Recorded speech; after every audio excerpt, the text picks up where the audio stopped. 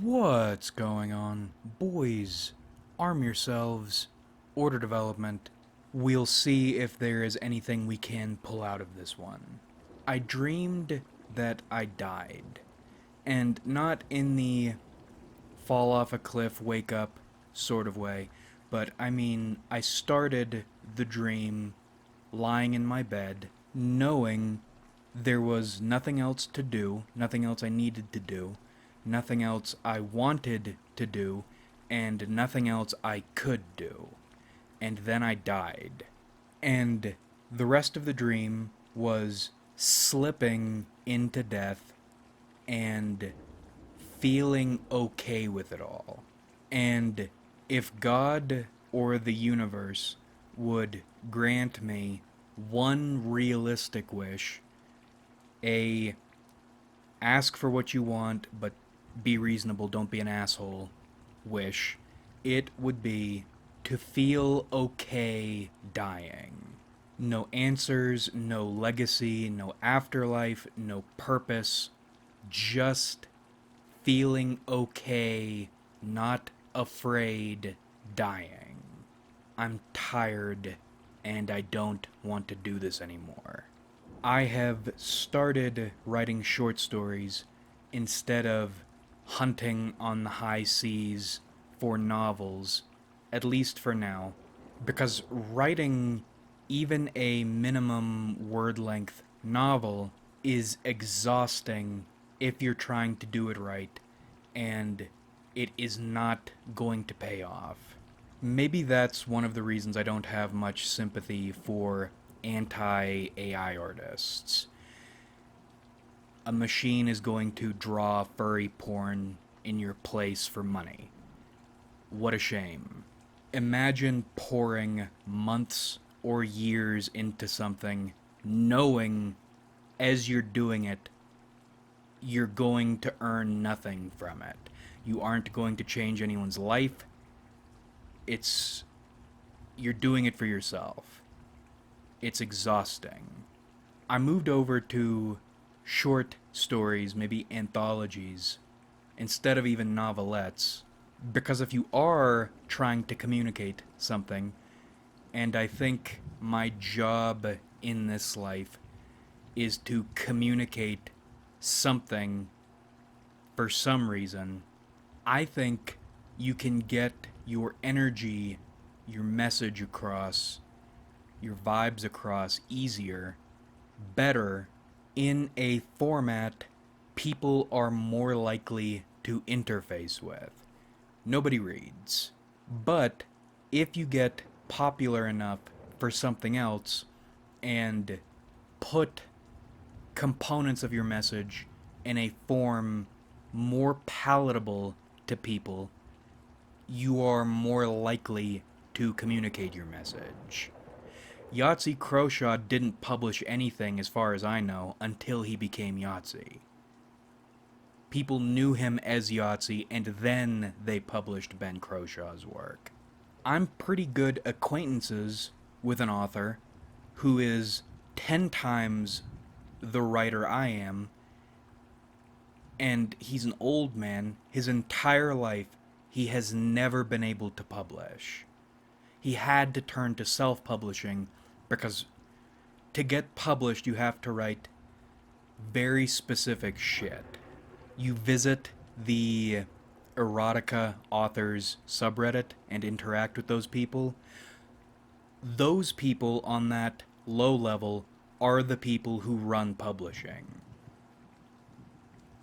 That's what you need to be writing if you want to publish. Or you need to go in the complete opposite direction and write a story about balding, ball cap, beard, sunglasses dude with an AR doing some kind of shit, probably killing black people. If you choose to go traditional publishing, and traditional publishing is your end goal. Traditional publishing is not our end goal. Our goal is to capture or invoke some sort of virus and then infect as many people with it as possible. And let's say, to some end, we do accomplish that. let's say, hypothetically, we have cultivated a body of contagious work, and we have built out in the collective unconscious the framework necessary for priests or driests to do whatever needs to be done with that body of work, or to expand it themselves, apply it in some way down the line, whatever. At what point do I no longer need to play my role? At what point do I no longer need to be in the picture? At what point is my job done? Because I don't like any of this. I don't like you. I don't like people. I don't like the failures we are. And I think something else doesn't like it much either. I finished reading Heart of Darkness the other day, and like so many things, it made me think of Metal Gear. Heart of Darkness is Big Boss. It came first. It captured the thing. And then Apocalypse Now is Big Boss. It came second, wearing the first's mask in a different way, and has since, or in the meantime, been doing most of the heavy lifting for that same idea. Because Heart of Darkness and Apocalypse Now, I mean, they are literally the same story, but they aren't. They're a bit different. And I thought it was going to be Apocalypse Now just drew on Heart of Darkness, and it does, but they're saying the same thing in different ways. It's not like one is greater or lesser than the other, one is more important than the other. They are different things in different locations in space and time, hitting the same idea. They're the same. And I think whatever God or horror they are touching is the same God or horror we're touching. I want to fulfill my obligations to that horror and then be done. Because there is nobility in creation. And that's what hurts most. Not that this nobility was an invention designed to trick you, but that this nobility has always existed, but we have failed it. I was reading a book about the Constitution, and in the beginning, and in a letter by Jefferson, it explains the way the Constitution is auxiliary. Everything important the United States is supposed to represent comes from the Declaration. And the Declaration didn't invent these ideas. It makes an effort to articulate truths we hold to be self-evident. And in my opinion, that's all you need. Because the more human words and context you scaffold that idea with, the more you lose it. The more you get that concept, or that truth rather, bogged down in concepts and in time and in humanity, ugly humanity. There is a stream of nobility in creation that flows through consciousness. Our failure to abide that nobility isn't nobility's fault. That's our fault. And our faults do nothing but deepen. We as a species, perhaps more than any other, have been gifted with the mental or spiritual vicinity to nobility, and we have done nothing but spit in it, piss in it, and throw trash and shit in it. And I don't want us to survive. Or at least, I don't want us to survive anywhere near that nobility. All we do is ruin it and disrespect the opportunity we've been given as a species. And I'm sick of it. I am I am sick of it. And I haven't figured out how to reconcile my disgust with us and the wonder we live in. The wonder of consciousness, the wonder of possibility. And I doubt myself. You should doubt yourself. What are the odds your entire working answer to reality is anything close to what is? If there even is an is outside your awareness,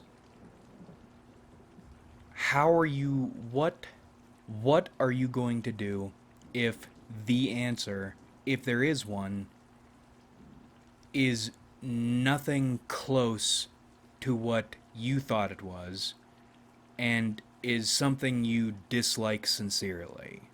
Well, you aren't going to die immediately upon learning that. So what's your next step?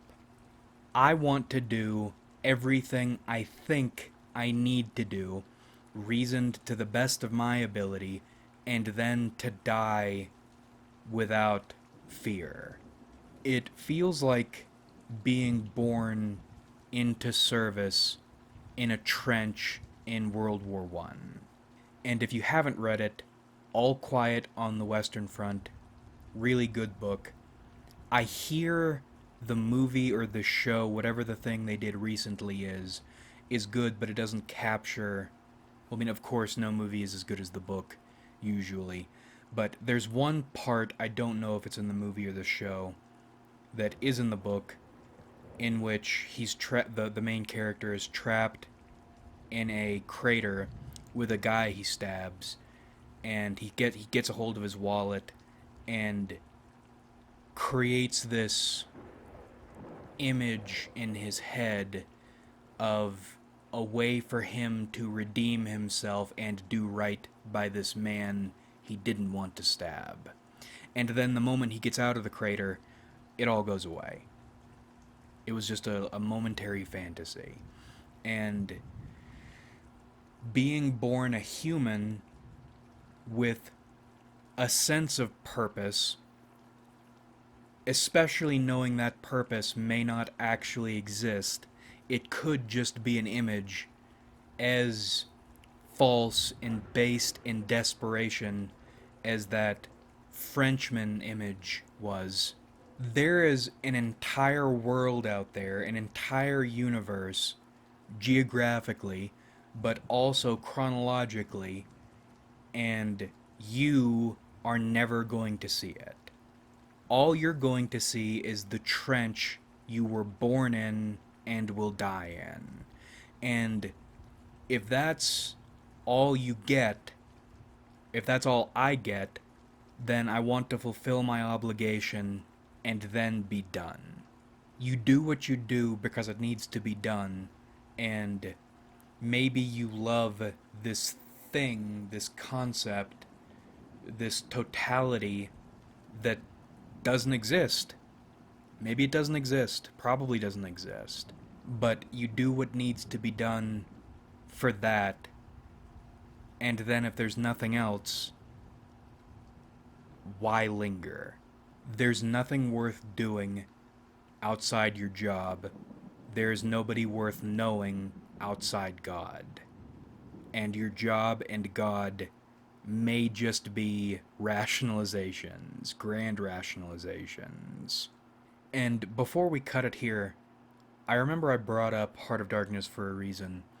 Boy, there is one image that captures the Soa feeling perfectly. I have no idea what to make of it, excuse me, but holy shit do I feel it. So in Apocalypse Now, you have the severed heads. You have all the severed heads. Well, there are severed heads in Heart of Darkness too, also cut off by Kurtz. The difference is, so you know how in history or as a terror mechanism, you cut off someone's head and you face it away from the fort or your perimeter toward the enemy to let them know you're a bad motherfucker. Well, Kurtz takes all of his severed heads in Heart of Darkness and faces them all at the front door of his home. So 24/7, the dead are staring at him and he is staring at the dead. And Christ alive, I don't know what to make of that image, but it struck me. And there are tons of sick things in Heart of Darkness and in Apocalypse Now, but that image struck me as sick on a level I am not accustomed to, and I don't know why. I also love the fact Marlow lies at the end, and I don't know what to make of that either. Outside the fact reality is too much for some people. I also especially love Kurtz, written Kurtz, because like Apocalypse Now, there are things in that movie that can be accomplished only visually. Heart of Darkness Kurtz can be accomplished only with words. And you see less Mr. Kurtz than you do Colonel Kurtz, which is crazy. I don't know how they managed to have less of him and to have him strike me on a level not even Colonel Kurtz struck me on. But anyway, it is yet another iteration of the idea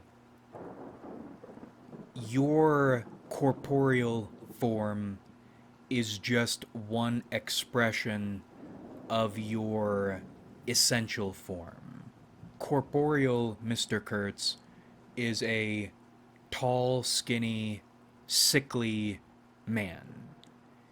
Essential Mr. Kurtz is like a Barrow White, a gangrenous Barrow White. And Marlow sees, or maybe sixth senses, that essential form. And this isn't, once again, nothing is invented. Everything is interpreted, is observed and then interpreted. Picasso, he was one of the only painters Gertrude Stein ever let paint her, because she hated painters, they were annoying. And during the portrait, Picasso was being the most annoying, and he ordered her to walk away because he was sick of looking at her, which pissed her off quite a lot. But after Gertrude left, Picasso was left with the impression she left sitting there. And when he painted his impression of her, her memory, mixed with her essence, this sixth sense, this other form, he painted her correctly, in a way he was satisfied with. And she looks kind of like a Moai statue. And everyone thought, that doesn't look like her. And he said, yes it does. And Gertrude said, holy shit, you got me down, you got me right. And then later in life, funnily enough, she ended up looking like a Moai statue. But her essence was stone. And he got it.